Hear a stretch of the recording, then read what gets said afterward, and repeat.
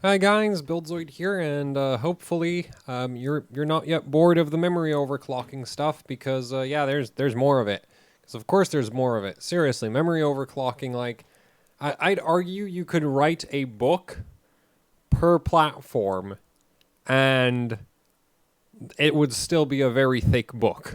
So, because you'd have to cover all of the different ICs and I actually you'd arguably have to no, you should do it like per platform and per board vendor, and then you'd have like a reasonably sized book maybe. Anyway, so yeah, memory overclocking is super complicated, and what we're looking at here today is Samsung, 64 gigabytes of Samsung MDI. And as you can clearly see, I've only tested it to 100% because this is 64 gigs of RAM. I'm not patient enough for this to go to 100, like to even 200%. Like it takes way too long. So because of that, we're looking at this right now at 100% because to be completely honest with you, the system that's currently recording this video, I'm not sure if I've actually memory tested it. And if I did memory test it, I think I only ever tested it to like 100% on like 75% of the actual total memory capacity. So it's a 32 gig configuration. And I think I might have only tested like 24, maybe 25 gigs of that because while memtest was running, I wanted to, use Firefox. So yeah, it's like my daily system is arguably less stable than this monstrosity right here. But hey, my daily system doesn't run well. I don't really care about my daily system being super stable. B, it hasn't crashed for me. So, low stability standards aside, it's fine. Or right, like who cares? Anyway, so yeah, we're only up at 100% here. And yeah, I just kind of decided to draw the line here because it just takes for freaking ever for this. And the system is not, well, it's slow, but it's not as, man, okay, Task Manager is sure taking its sweet time to open. I was about to say it's not that bad, but no, it is bad. It's really bad. Oh man. Oh, poor Task Manager. There's not enough memory to add. Yeah, because this is set to 62 gigs right now, or 62,000 megabytes. Not literally 62 gigs, but yeah. We're using up basically all of the memory and all of the CPU with memory testing. So yeah, it's not exactly pleased about that, is it?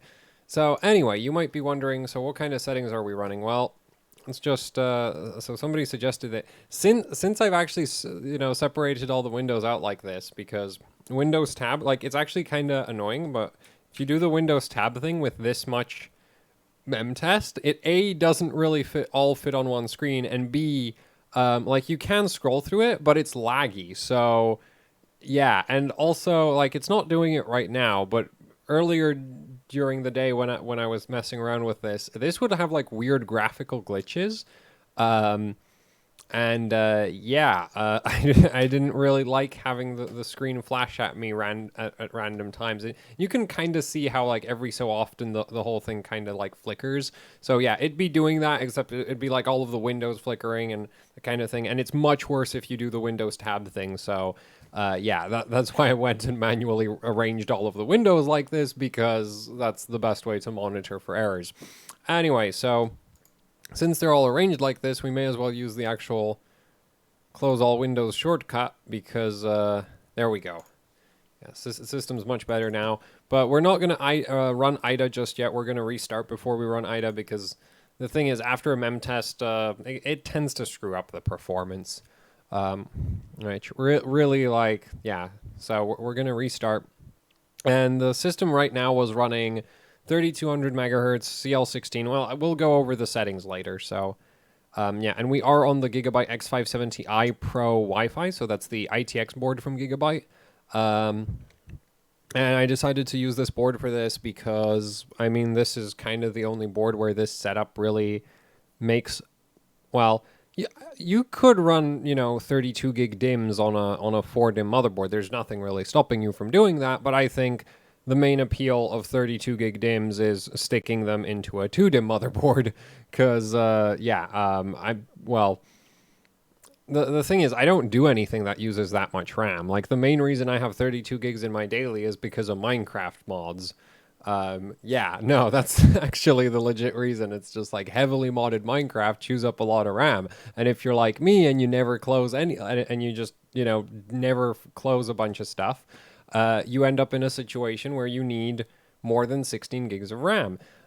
Which is why I for a period of time I had 24, and now I have 32 because 32 just it's all BDI, so half of the BDI in there sucks, but at least now it does 2933. So instead of being stuck at 2400.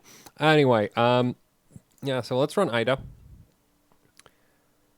And yeah, so I'm not sure what the actual use case for 64 gigs of RAM is, but if you need it, I guess in an ITX board it makes sense. The other thing is I haven't really used this board for anything else, so I figured I'd use this board for this. And as you can clearly see, yeah, our latency is absolutely atrocious, but we're at 3200 megahertz. Like, it doesn't really get better. And it also doesn't help that this memory being 16 gigabit ICs. So, Samsung MDI is a 16 gigabit IC. So this is dual rank. That IC is just like, it doesn't do tight timings like at all. It does seem to scale with voltage somewhat, but I'm not brave enough to like whack. Well, no, I think I tried at 1.45 and it actually didn't seem to be like, it didn't really seem to improve. And I think it might be like 1. I actually don't know what voltage it's at right now. So it's probably at 1.4. But yeah, I'm not brave enough to just like smash volts into a 250-pound memory kit that I actually paid for. Actually, I think this was 300 when I bought it. So yeah, I'm not brave enough to smash voltage into this.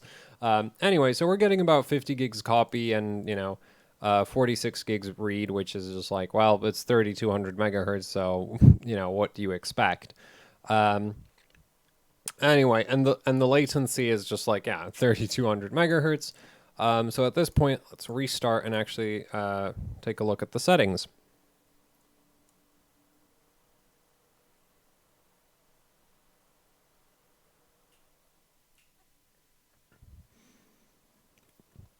Also, the thing is with these DIMMs, I've had them all the way up to like 3600 megahertz on Intel CPUs, but even, like, it's funny, but even on a 2700X, I could get 3200 to work with these, but no more than that, which is just like, yeah, that's kind of strange. And I think maybe if I spent enough time fiddling with, like, the advanced basically the signal integrity settings down here, I could maybe get this to do 3400-ish, maybe. Because the thing is, while I did get these to boot 3600, they were far from stable at those kinds of settings. So, yeah, that's the thing. And let's take a look at the actual timing. So, as you can see, I've not really...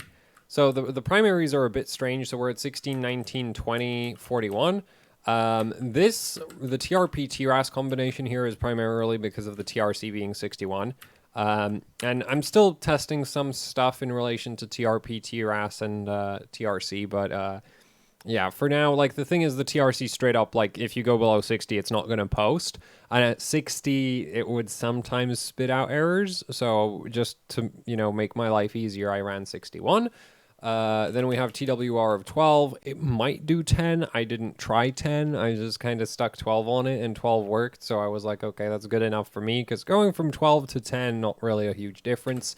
14 for the TCWL, which is just 2 down from the CAS latency, which a lot of memory sticks can do that, where you can do TCWL 2 lower than CAS or 3 lower than CAS in some cases. Yeah, sometimes you also need your TCWL to be equal to CAS latency, and I do have, like, I'm not sure if it still does it, because it has, like, I've updated the BIOS on it again, but I have a motherboard where, at least when I first was messing with it, you needed to run, like, insanely high TCWL if you wanted to do high frequency. So it was, like, CAS latency 19 or 18 or whatever. You could run whatever CAS latency you wanted, but if you set your CAS write latency below like 20, you wouldn't be able to go past I think it was 4266 megahertz. So yeah, that's a bit of a strange motherboard, but Anyway, yeah, if you ran like, 21 TCWL, then it went all the way up to 4600. You lower the TCWL a little bit, doesn't post. Even though the cast latency was like way, way lower. So that was a, yeah. Anyway, TRRDs were just on 4.4, which is normal. Then WTRS 4.8. These might go lower. I didn't really bother to try. 520 TRFC. If you set that to 480, it doesn't post. At 500, it didn't really seem to be particularly stable. TFAW of 16, of course. That's just what I default to on that one. And I left all the... I tried bumping down the SCLs to 4, but I don't think that... Like, if I remember correctly, that doesn't post. So, yeah, it's a timing disaster, really. Like, this stuff does not clock very high, and I guess that's why we didn't really see it. Like, it's not a very common memory IC as far as I can tell. Like, I have it on green PCB OEM Samsung sticks, and already you can actually buy right now Samsung A die, which is also a 16 gigabit IC. It's also restricted pretty much only to 32 gig sticks, because why would you build a 16 gig stick with a 16 gigabit IC when you can do that with an 8 gigabit IC? Like, it's just like that. It's kind of the thing. So, yeah, that's, like, I think right now all of the, like, nicer, like, the 2x32 memory kits and other, like, really high capacity DDR4 memory kits that we see from like Corsair, and I think G.Skill announced one, and I can't remember anyone else announcing any, but G.Skill and Corsair definitely have announced like kits of 32 gig DIMMs. I think all of those are basically using, well, there's some Micron, like I think there's a Micron 16 gigabit die that's available. And then A die is also used. I don't think you can actually buy like a proper kit with M die, just because this stuff sucks. So yeah, this is what I get for jumping on high density DIMMs early, because I bought them. Like, I've had these sticks for a while. I want to say, like, I had these before. Yeah. I bought these around the time I got the ASRock Z390 Phantom Gaming, which was in like the first or second yeah, that was the first half of this year. Sometime in the first half of this year, I got these DIMMs. So yeah, that's what I get for buying early, right? You get garbage. Early adopters always get screwed, because you're basically beta testing. You pay to be a beta tester. Like, yeah.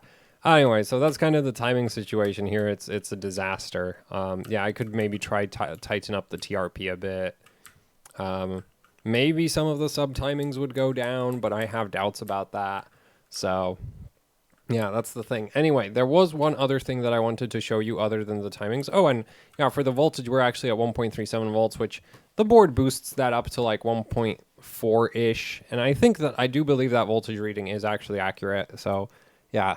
It's kind of funny, that voltage boost thing, it varies with motherboards, like, quite a lot. Like, there's some motherboards where it gets worse and worse as you increase voltage. So you get, like, less voltage boost at, say, at 1.35 volts, you might actually get only, like, 10 millivolts extra, right? And then once you're at, like, 1.7 volts, you actually get, like, 80 millivolts more, or 100 millivolts more. So you set 1.7 and get 1.8. Yeah, with this board, and I think this actually varies board to board, because I know on a different Gigabyte motherboard, I don't get the plus 30 millivolts until I'm at like 1.5 volts. So yeah, this board seems to boost the voltage a bit early. Anyway, so we are set to 1.37 volts, and that does translate to 1.4 on that. Though I've not yet validated that reading with like a multimeter either. So it might, like, I think with other boards that I've checked, like, this was accurate, but yeah, I need to make sure. Anyway, other settings, we just have the PWM phase control set to high, removed current limits, and SoC load line calibration on high. 1.1 volts SoC voltage, which is pretty normal. I do have PBO enabled. FCLK is up at 1867, and the thing I wanted to show you is like basically we're here on a sort of like, this isn't, like, in terms of timings, this isn't that far off of the everybody's favorite garbage memory bin, which is 3200 CL16, 1818, 30, no, it's not even 30, I don't know what it is. I don't care. I don't buy those kits because they're trash. Anyway, well, you get it. Like, this is not that far off in terms of timing from your, standard 3200 CL, 3200 16, 1818 kits. So the thing is just like, I wanted to show like the difference between running your FCLK significantly higher than your 1-to-1 ratio, because the funny thing is, at the lower frequencies like 3200 megahertz, running your FCLK in sync can actually lead to worse performance. So previously, right, we were getting 46 gigabytes read, 49 copy, and like 80.2 nanoseconds of latency, right? We're now going to drop down to 1600 megahertz and see what that does. And I'm pretty sure, because I did some testing on this obviously in the past, and there's a video covering that. Like, you just straight up lose performance if your FCLK can exceed your MCLK by, it's like 166 megahertz is when it, like, basically, like, because there's a latency hit for the FCLK being out of sync with your MCLK. But if your FCLK clock's high enough, you can actually offset that latency hit. So if your, MCLK is running 1600 and your FCLK is running 1600, it's actually slower than if you were running 1600 with 1866. So, let's prove that now. Because I actually wonder about it as well. Like, I didn't check, but let's see if I'm an idiot or not. Please be worse. Oh, damn. 75.4. Wait, now I need to check all my old data. Let me pull that up. Wait, was it that... It might be that it trades latency for bandwidth? Okay, now we're still getting 46. So that's... Okay, now I'm screwed. Now I'm really screwed. Wait. There we go. Data, RAM...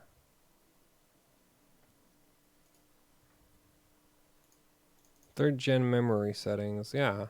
Okay, let's see.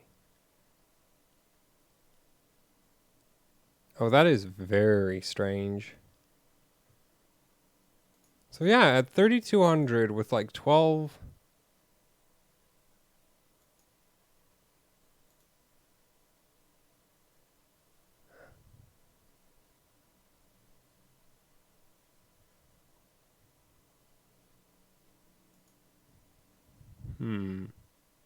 Wait a minute.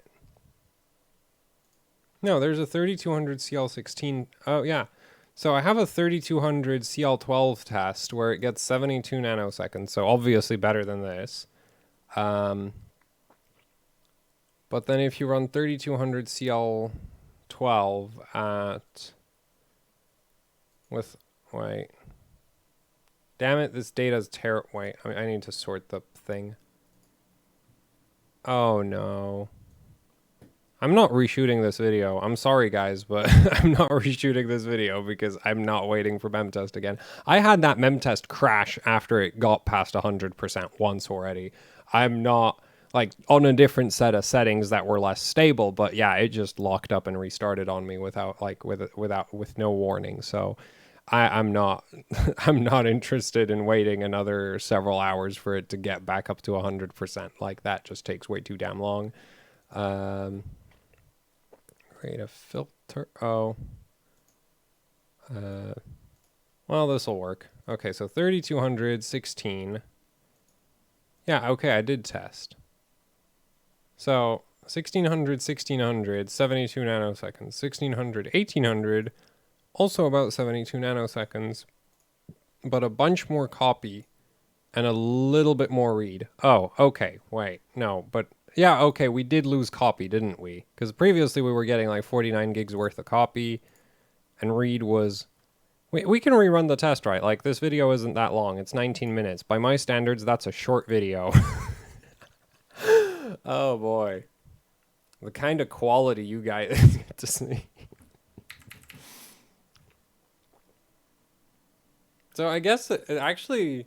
So I guess here it sort of shows us like, yeah, you can kind of... I guess you really would want to run some kind of benchmark. I would personally still go for the... The funny thing is, like, 1866 FCLK is actually like a workout for like, stability wise. That is not, you know, the easiest thing to do ever. So that's also a concern, isn't it? Though, funnily enough, if your FCLK is out of sync with your MCLK, it actually is more stable. Yeah, I know. It's really strange how that works, but basically it's easier to do 19, like, if your CPU, like, for my CPU, it's easier to do 1900 FCLK if the memory is not at 3800 megahertz, which is just kind of like cool. So I guess, you know, in this scenario, it might actually be easier for me to hit 1900, but I'm not gonna like bother with testing that. And even then, it's like, you know, there are definitely some CPUs out there where more than 1833 or more than 1800 just doesn't work anyway. So really, that's kind of that. But I'm surprised about the latency. Because, you know, in my old test data, there's like a 1 nanosecond difference between 1600... Actually, no, there's literally no difference between 1600, 1600, 1600, 1800, and 1600, 1900 is actually just straight up faster. So that's fun. I guess it might also depend on the memory. Like, I guess the thing is that is a lot, like, that's 3200 CL12, so that's a lot tighter timing, but still, it's just like, I wonder what causes that. Also, we are running dual rank, which does add a little bit of a latency hit. Oh, there we go. So now we're getting, yeah, so you pick up about 1.8 gigs worth of copy. So that's interesting. So evidently it's kind of timing dependent. I guess if your memory is running really like, if the looser your RAM is, the less it seems to be affected by having the... That doesn't make sense to me. I thought they'd be like separate systems where you'd have like the latency to the memory controller and then latency across the infinity fabric, right? Like, how the hell does this work? Anyway, we do have... Okay, no, it does pick up about, you know, a couple hundred megabytes per second. So, okay, that, like, which honestly for IDA is almost margin of error, but nah. And here we get about 49 gigs. So the thing is, though, is like your FCLK also affects like core-to-core communications, because the CCXs, like in even a 3700X, you have actually two CCXs in the same CCD, and there's no connection between the CCXs directly to each other. So they go through the infinity fabric to the I/O die, then from the I/O die through the infinity fabric back to the other CCX, right? So if like core 0 wants to talk to core 7 on a 3700X, that's going to be faster if you're at 1866 FCLK rather than 1600 FCLK, though. Yeah, if you like, the thing is, this is just a kind of like just a memory synthetic. Really, you'd want to run, like, I can't think of a good, you know, multi-core benchmark for memory as well right now off the top of my head. So, and I don't think if it exists, it's not on the system right now. Actually, maybe something like 3D Mark Physics wouldn't be a terrible idea for showing this, but yeah, it's just like, yeah, I've not checked, and I'm not going to waste your time by finding out with you right now, right? Like, who cares? But yeah, 32 gigs of, I mean 64 gigs of DDR4 on ITX with a 3700X is possible. It's not exactly... No, it's not really like that special now. It's just like, yeah, I'm late to the... I'd argue I'm late to the party here, because I've had the M-die sticks for so long, and it's just like, I need to get some use out of them. I kind of want to get some A-die sticks now. And I also kind of want to hoard more B-die. So it's just like, Okay, well, you know, to figure out what to do next. Yeah, but that's the settings, right? And the thing is, this stuff really doesn't go any faster than this. Like, if you do TRCD18, doesn't post. If you do TRP, actually, let's see. I think it will still post. The thing is, I'm just kind of thinking with the TRC being as high as it is, it's not actually going to lead to any major performance difference. Oh, wait, no, at 18 it just doesn't post. Cool, that also works. Oh, no, it works. No. Fortunately, the ITX board does not have a post code, so, you know, makes stuff difficult. But yeah, I tried even like 3266, and that doesn't actually work, so that's kind of the main issue with this memory, is it really doesn't overclock very well.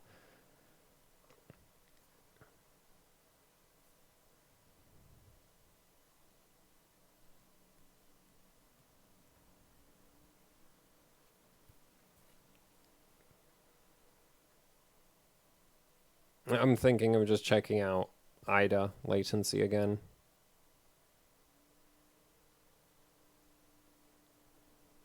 This video has gone really off track. I should have ended it in the BIOS. But,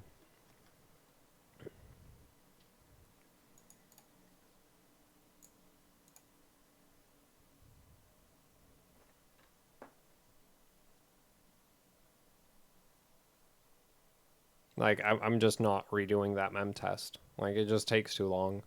Oh no, we're still getting 80.8. Yeah, so this is the thing, is like, this is something I've started noticing recently as I've just been doing more and more memory overclocking and running IDA all the time. Because the thing is, when I run benchmarks, it's just like, you know, there's a good margin of error in there. Yeah, like, that doesn't seem to have actually changed performance at all. Like, changing the TRP, which is what I suspected for a while, because your TRC should be, like, heavily, like, the TRC should, it's actually kind of strange, because if you set your TRP too low, it will actually crash. So you will lose stability if you do that. But, so it's not like TFall, where if you set your TFall below your TRRD, like, if your TRRDs add up to more than TFall and you set your TFall below that, you know, it doesn't cause a stability problem. And TRC is also similar in that if you set, well, like TRC, TRP, and TRAS are kind of special in that if you set any one of them too low, you will get a crash. If you set your TRAS too low, you lose a bit of performance. It's not a ton, but you do lose some performance. If you set your TRC too low, it doesn't work. If you set TRP too low, it doesn't work. Yeah, so we're back up at 49 gigs, which this has done before, and I bet if I rerun it, it's going to be back down to 48,700. But yeah, so the thing is just like, but like the TRC, I think, is the one that has the most impact on the actual performance. So it's kind of strange in that sense. Also, boost is probably like screwing the results up a bit. So I should have probably turned that off, but yeah. So anyway, that's Hynix MDI. You know, and just to prove that we are on the board I say I'm on. I mean, you saw the BIOS, but you, like, I'm not sure if it was visible there. Yeah, we're on the X570i Aorus Pro Wi-Fi, and this is actually the retail version of the board, because I have two of these, and I have the other one I have is an engineering sample board. So, yeah, I just wanted to, like, you know, test this with the retail one, because if it was like maybe my ES board is different in some way. Because I did a bunch of other, like, a bunch of the other memory testing I've done was on the engineering sample board, because I'm just like, well, that one, what's special about that one is it has no chipset fan. And it was also in the recycling bin at Gigabyte. That's so I kind of rescued it, because I was like, ooh, it's a passive ITX. It's like, I don't actually so much care about the chipset fan. I mean, right now, it ain't spinning. I don't think I've seen it spin up at all. But, yeah. Wait, why did we go here? Oh, yeah, here. That's where the motherboard display is. So, yeah, we're on a retail ITX, and also you can see the BIOS version, which CPU-Z also showed. So yeah, I just kind of thought, like, I don't know. I don't know where I'm going with this video. I've really screwed this up. Let's do the outro. So yeah, thanks for watching. Like, share, subscribe. Hopefully this was somewhat informative, useful, or anything in any way, shape, or form, right? Entertaining, potentially, which I doubt. This is what I get for shooting videos after being awake for quite a while. It's actually not that bad right now. It's like yesterday was worse, but I didn't try to shoot a video yesterday after being up for this long, but yeah, so thanks for watching. Like, share, subscribe. Hopefully video didn't suck. I mean, if it did suck, there's a dislike button. You can hit that. Apparently, if you don't get enough dislikes, YouTube also doesn't like that. I've heard somewhere that, yeah, if you get too many likes and your video is like not controversial, YouTube doesn't share, like YouTube doesn't promote it because evidently, you know, it doesn't, like, I don't know. But yeah.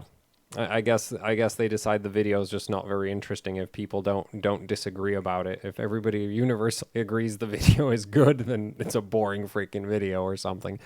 Anyway, yeah. Oh yeah, and if you'd like to support what I do here with actually hardcore overclocking, I do have a Patreon where you can support me directly, which is how the memory kit that we're using here got paid for. Because it is just a, you know, it's a straight up like Samsung green PCB OEM memory kit. Like, you know, it's not a Corsair or anything. It's just like the kind of RAM you would find in like workstations and stuff, right? Because it's as generic as it gets. So yeah, thanks to the patrons for funding, you know, silly things like this memory kit. Unfortunately, it kind of sucks. And the other thing that you can do to help out the channel is check out the AHOC merch on Teespring. We've got shirts, stickers, posters, socks, hoodies. Yeah, and those all help out with running the channel immensely as well. So yeah, if you'd like to check those out, that'd be awesome. And that's it for the video. So thanks for watching and goodbye. And damn it, I grabbed the wrong mouse. Of course I did. That's what I get for having two systems. There's the